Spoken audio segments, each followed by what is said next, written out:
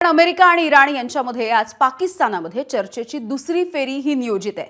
मात्र अजूनही ही चर्चा होणार आहे की नाही होणार आहे याविषयीचा संभ्रम कायम आहे।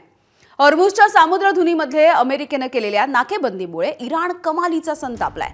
यामुळे अमेरिकेशी चर्चा पुढे सुरू ठेवावी की नाही ठेवावी या संदर्भात देखील इराणमध्ये काहीसे मतभेद आहेत। न्यूयॉर्क टाइम्सने दिलेल्या वृत्तानुसार इराणमध्ये कट्टरपंथीयांचा संपूर्ण देशावरती वरचष्मा आहे।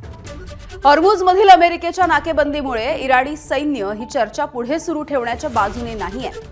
IRGCचा प्रमुख अहमद वाहिदी यांनी संपूर्ण सूत्र आपल्या हाती घेतल्याची माहिती समोर आली आहे। त्यांना इराणच्या सुप्रीम काउन्सिलचे सचिव मोहम्मद बाघेर जोलघद्र यांचं समर्थन आहे। जोलघद्र हे पहिल्या शांती वार्तेच्या शिष्टमंडळामध्ये देखील होते।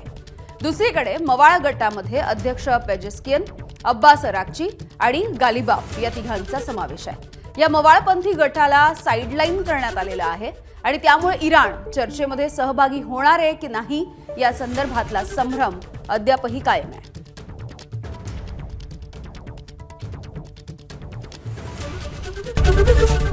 एबीपी माझा, उघडा डोळे बघा नीट।